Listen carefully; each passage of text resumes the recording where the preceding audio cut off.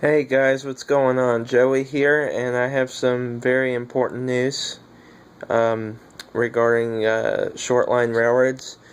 It turns out that the Genesee and Wyoming and the RailAmerica companies have merged. Now, what's very, very remarkable is if you look right here. Whoops, that's weird. Didn't mean to click that. Anyway, there. Okay, you can see 2190.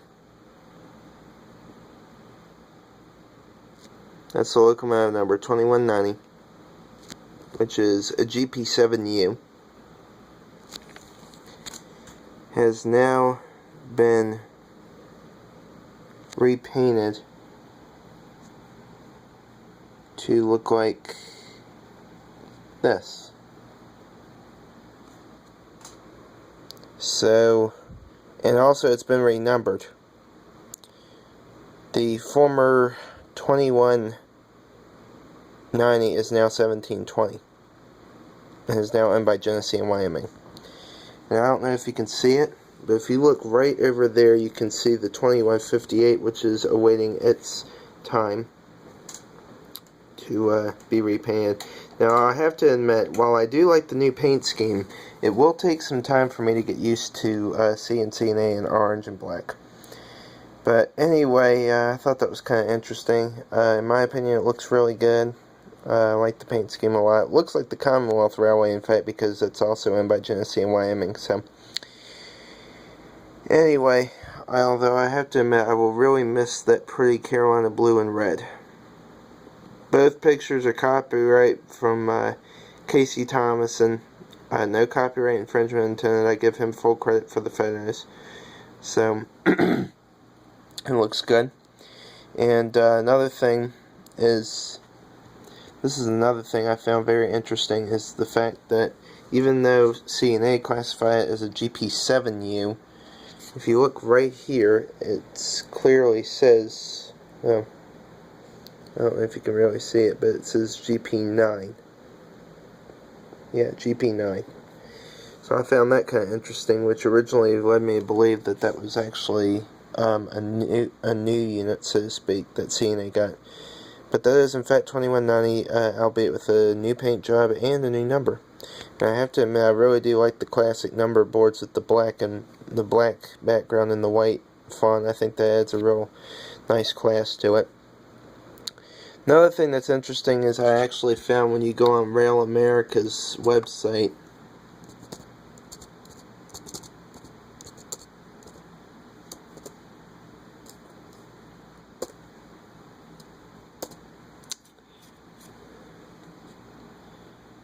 the 45 railroads formerly owned by RailAmerica are now part of Genesee and Wyoming.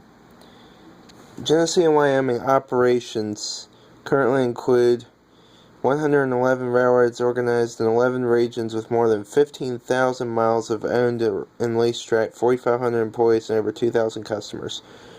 It is our core purpose to be the safest and most respected rail service provider in the world. The former RailAmerica website is no longer operational. Please click here for the Genesee and Wyoming site and update your bookmarks. Thank you. Alright, I will do that. So we click there, and it takes you straight to, what do we see there? Genesee and Wyoming Incorporated. Now, if you look over here, you can actually see, and I've got my cell phone plugged in, and the cord's not real long because the battery was dying, so all these railroads,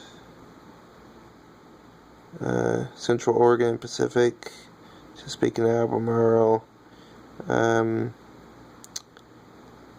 Eastern Alabama. I think Commonwealth is in the list too. Yep. Commonwealth, and that line runs, I don't know if you can see it, it runs from the West Norfolk, Portsmouth area down to Suffolk, where it connects with CSX and Norfolk Southern. The Commonwealth Railway is a 19-mile short-line freight railroad serving the Virginia Port Authority and interchanging with CSX transportation in Norfolk Southern. Commodities transport include intermodal containers and chemicals. The CWRI, which is Commonwealth Railways, required by Genesee and Wyoming in 1996. And then I'm going to go to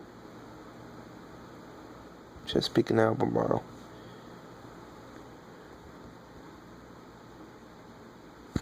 Chesapeake and Albemarle Railroad is a short-line railroad operated by the North Carolina and Virginia Railroad, located in Virginia and North Carolina, and features ready-mix plants as major customers on the line. Primary commodities are stone and chemicals. Customers depend upon the CNA to provide transportation service for those ready-mix plants.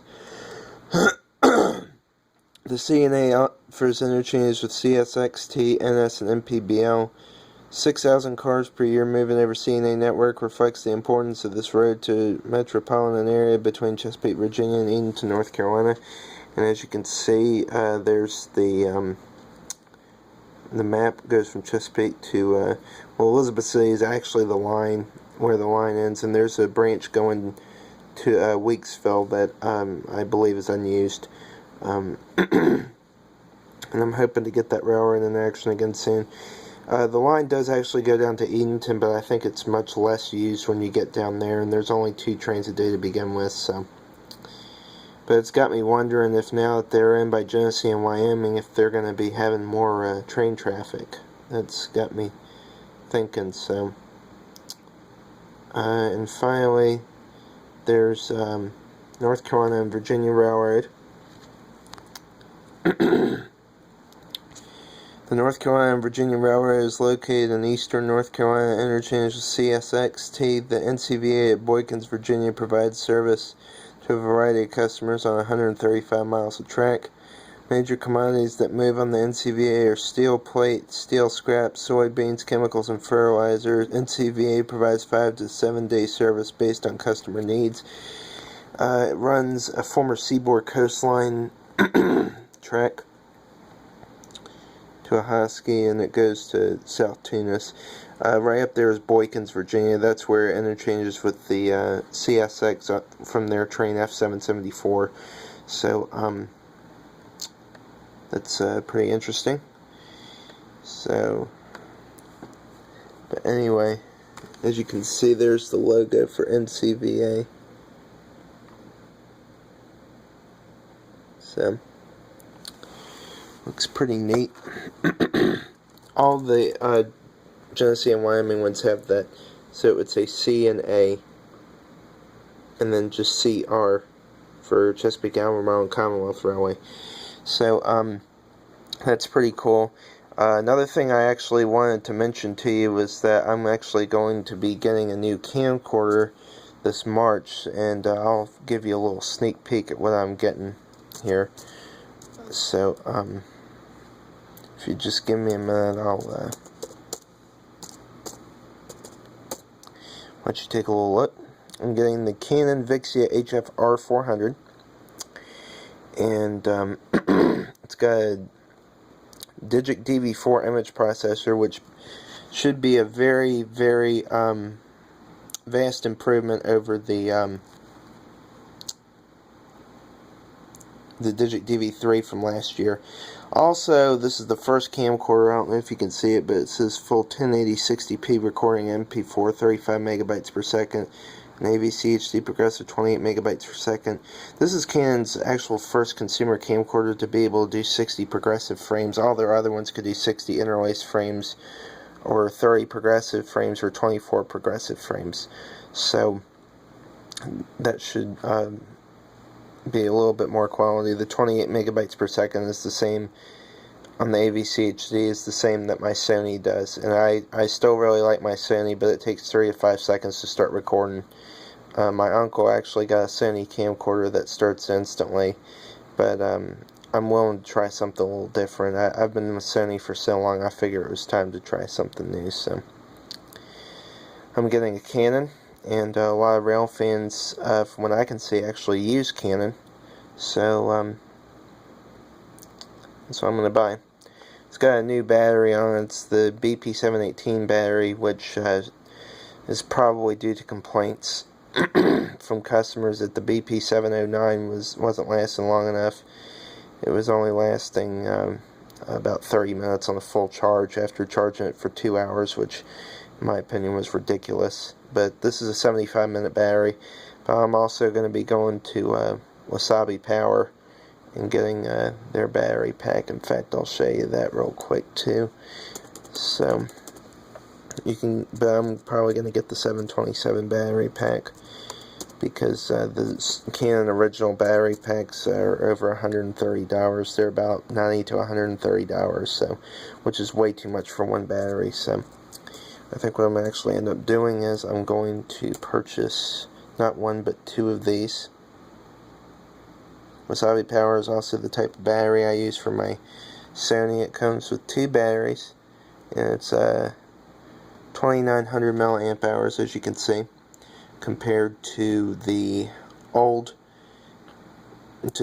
I'm sorry, let me rephrase that, the Canon original battery, which I believe is like 2670 or 2760. You get 100 minutes of battery life.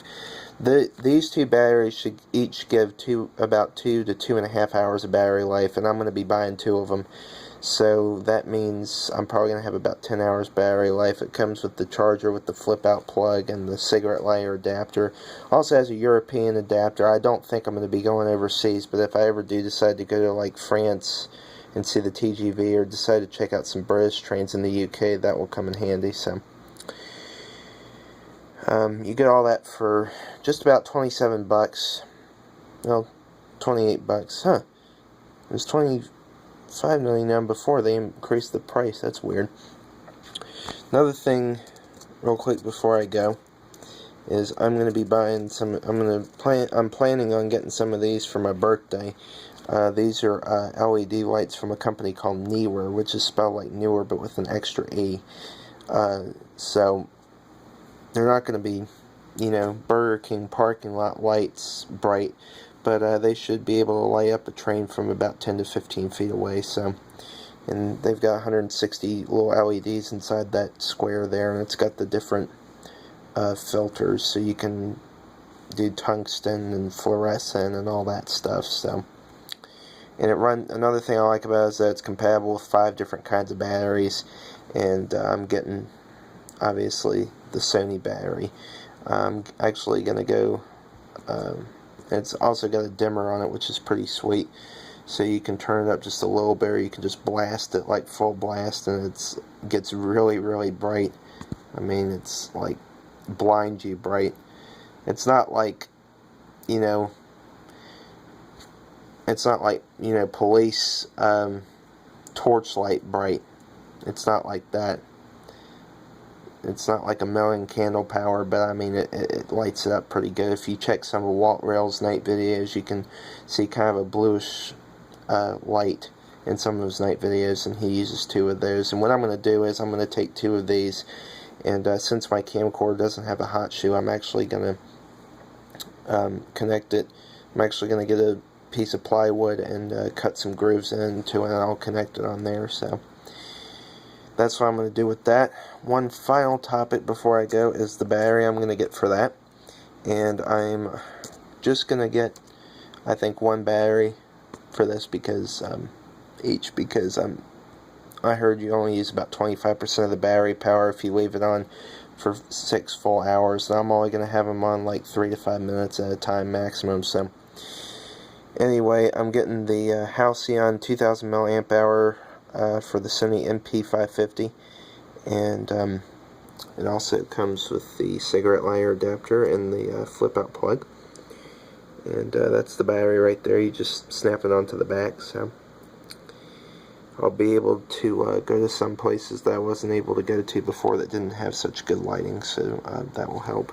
The Halcyon logo appears to be some kind of a bird. I don't know if it's a swan or something, or a goose, but I don't know what that has to do with Halcyon, but whatever. So that's just their logo.